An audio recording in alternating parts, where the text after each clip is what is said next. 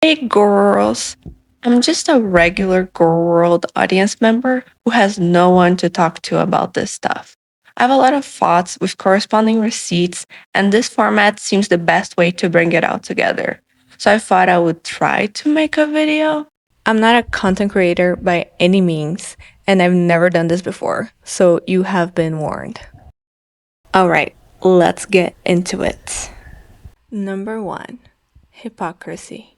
So, of course, as you guys all know, because you've all seen, somebody who was in that Discord has no fucking backbone, didn't want to tell me that they disagreed with my takes, and instead screenshotted a load of the Discord and sent those screenshots out. They then sent all of those screenshots to someone who then shared some of that stuff.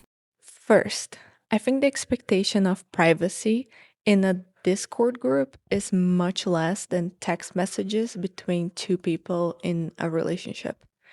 Now, I want to make it very clear I am not defending ALR. I am not saying she doesn't deserve to be exposed for all she is. I am just pointing out how hypocritical this statement is. Second, Rachel says we're missing context, which she repeats many times. So we'll discuss that point later. Lastly, according to Rachel, the person who took the screenshots and sent them out has no backbone because they didn't confront Rachel directly about disagreeing with her takes. Well, let's talk about having backbone. Why didn't Rachel let her audience know that she was going to share profits of her most popular YouTube video in months with a feeder deeply disliked by the community she was profiting off of, and those profits would go to the pocket of the feeder? That would take some serious backbone, but it would also make you an honest and transparent content creator. Number 2, speaks of context but doesn't give us any. And I say, if Geordie says it's all right, then I'm off the hook. I'll wipe my tears with banknotes. So that is what I said about that. That's the context of all of that. I want to point out that this is not the first time that Rachel speaks of context. Here's some DMs from who I assume is an audience member. Ironically enough, more leaked screenshots, perhaps. We're in a drama community. There is just leaked screenshots upon the screenshots of all kinds of conversations between content creators and audience members and side characters, and whoever. In one of these DMs, the viewer says, "Your attitude in these messages are disgusting. You really don't care, do you? Such a shame." Rachel replies, "Context matters." Saying that context matters implies that we're missing additional messages or some background information on the conversation. But what Rachel tells us is that Jabon is a jokester, and she does not provide any additional messages than the ones that were leaked. If that's all the context Rachel thinks we're missing, then that's fine, but we can still think it's gross. I think the real missing context is that Rachel was forced to let her audience know that she offered to share profits with Fed Bundy. And that's where the tears were coming from. Number 3, who is Rachel? I want to go back to the conversation between Rachel and the viewer. The initial message that we know of that the viewer sent Rachel were the Discord screenshots, along with the messages. Do you care to comment on these, Rachel? If I was you, I would make a video explaining these. I would love a reasonable explanation on why you think it's wrong to give back money when they need it and have made the community and you a fortune reacting to their content. Rachel replies, "This was said before I decided to give it to back. Charlie Gold needs to learn to read a date. X." The viewer replies, "Girl, that doesn't matter. Are you serious? You're an intelligent woman. Surely you can see why this is still an issue. Your attitude in these messages are disgusting. You really don't care. You really don't care, do you? Such a shame." Rachel replies, "Context matters. I came to the right decision in the end. Ask Charlie why she isn't sharing the real interesting stuff in that Discord. winky face. And I think this viewer represents all of us when they reply, I don't think we're going to agree, which is fine. My real issue is yes, you keep coming to the right decision in the end, but it doesn't feel like the intention is pure or right or kind. It's coming across very mean girl, and I really never got that vibe from you. So it's just disappointing, but maybe that's me expecting too much and being parasocial. I hope you address this in a video with context if that really does change things, but it's your choice. Rachel didn't even try to validate the viewer's feelings. Instead, she responded condescendingly with winky faces and acts. This doesn't match up with the message that Rachel has been sending to her viewers, that she wants people to disagree with her. In fact, she looks forward to it. If I'm wrong, I put my hands up and say, I was wrong about that. You know, I love when people disagree with me. One of the biggest markers of me knowing that somebody is a real friend of mine is that they will say to me, you're wrong about that. And I'll be like, oh, geez, am I?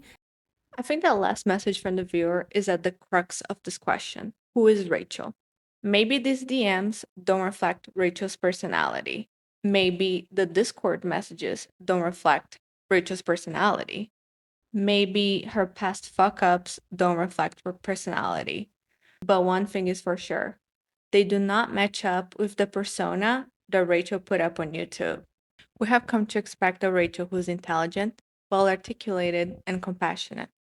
We were not expecting that when the cameras turn off, we get a petty, condescending, mean girl version of Rachel. And like the viewer in the DM said, I guess that's on us. Number 4, the straw man fallacy. So when I made that comment, I was not talking about Beck. Beck was not relevant to the conversation. People are trying to make it sound like somebody said to me, oh, are you going to give the money to Beck? And I said, oh no, I'd rather wipe my tears with banknotes or some sort of bullshit. That is not what happened. The part of the conversation that was relating to Beck was over an hour prior, which I'm going to show you in a second. And this banknote comment had absolutely nothing to do with Beck. I was talking about Geordie, who is also somebody who takes Girl World lightly and makes lots of jokes, particularly about being paid lots of money by his viewers on their birthday and things like that. So the context around me saying this line was completely nothing to do with Beck. I understand the timing of it. Comes across as extremely insensitive because about an hour prior I was deciding what to do with the money. But in a second I'll show you that screenshot and it will make a lot more sense as well, because you'll see that I say at the end of that screenshot, I'll think about it, which I did then go on to do, and obviously I changed my mind.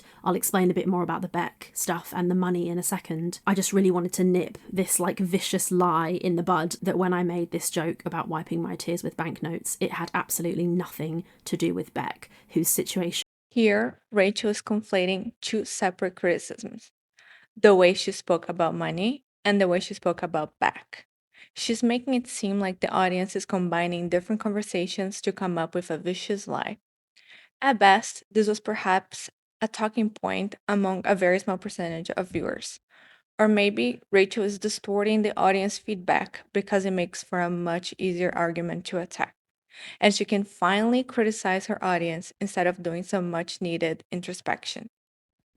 Also, I hate to point this out, but strawman arguments are something constantly used by Amberlynn Reed. Number 5, deflection. No Girl World content creator who pulls any number of views is only doing it for the love. People don't sit in their office and edit for like hours and hours and hours a day for just for fun. They do it to make money, and every content creator, if you ask them if they're honest about it, they'll say, yeah, I'm doing this to make money. One of the reasons anyway is that they're doing it to make money. Now, and it's absolutely true that that is one of the reasons I make these videos. The person who revealed all of this stuff themselves also said the same thing. They, when they revealed these screenshots, said, it's going to be a good November for me. So that person also does it for the money and was super excited to get all of these screenshots because it meant that they would make a lot of profit in November. The problem is not that content creators want to make money from their creation. Obviously not. But saying everyone is like this is deflection. Bringing up the person who leaked the screenshots wants to have a good November is more deflection. It's clear to me that Rachel's upset with the person who leaked the screenshots because it exposed her really mean girl personality. Number 6, messed up priorities. Screenshot where I am saying giving the money to Beck doesn't feel right. I'm not sure what to do about it. If I give it to a charity, I can write it off on my taxes. And it's absolutely true. I did say that stuff. So when I made my community post, all those top comments were people saying, give the money to Beck, give the money to Beck. And I was like, that feels icky. Giving the money to Beck feels icky, but giving the money to Emily didn't feel as icky, I'm assuming, because you had that idea yourself. Because if I'm taking money that I got by sharing somebody else's DV story and then I give it to Beck, that just felt strange to me. It made me feel uncomfortable. I'm not going to fucking lie about that. Rachel refers to Emily as a DV victim and says it made her uncomfortable to give money made from said DV victim to Beck. But I guess it felt just fine withholding money from a DV victim? Weird. Is Beck even going to want that money? Is that going to make Beck feel uncomfortable? Beck had been requesting financial help to whoever could help them for 2.5 months at this point. They had posted their PayPal and Venmo information on several different posts updating the community regarding their really terrible health situation. It just felt like I was getting even more entangled by giving the money to Beck. Flirting with family was pretty damn entangled, but giving the money to Beck is where we draw the line. But then I reread my community post, I reread all of you guys' comments, and I was like, no, it actually does make sense for me to give this money to Beck. So basically, Rachel had to be reminded of her good intentions. Number 7, lying about timelines. So the timing of all of this has been like purposefully twisted by this individual to try and make me look as bad as possible when actually what happened was not like this at all. I think that when Rachel refers to an individual or that person throughout this video, I think she's referring to Charlie Gold, who originally posted the Discord screenshots on Twitter. Here I gathered Charlie Gold tweets regarding this issue, and as you can see, Charlie didn't make any claims of timeline. She was just quoting directly what's said on the screenshots and making fun of it because they're ridiculous. So I'm not really sure what Rachel's referring to about distorting timelines. The only one distorting timelines here is Rachel. For example, this person's made this comment where they say Beck shares detailed updates about their devastating medical and financial situation. Rachel blames Beck for making a deal to pay thousands to an active death feeder who's publicly gifting food to dying addicts, and then implies that it'd be icky and unethical. So the timing of what happened there is completely wrong. So Beck made their community post 5 days ago, and I made those comments in the Discord on the 23rd of October, which was way before Beck had given this update. I also All right. So Rachel wants to discuss timelines. So here we go. Beck first let us know they were having serious health issues 2.5 months ago on August 20th, 2025. From their first post 2.5 months ago, Beck let us know how serious their health situation was. Beck said, and I quote, "I'm now waiting to see a surgeon to have an emergency triple bypass surgery as soon as they can get me in." Also, in the first post, 2.5 months ago, on August 20th, 2025, Beck listed their PayPal and Venmo information and let us know they were in need of financial assistance. Since then, Beck has posted several updates on their community tab. Here are screenshots showing their posts from 2 months ago, 1 month ago, 3 weeks ago.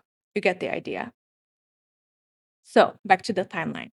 Rachel's community post, where she exposed herself for offering money to Emily, was posted 13 days ago on October 23rd, 2025.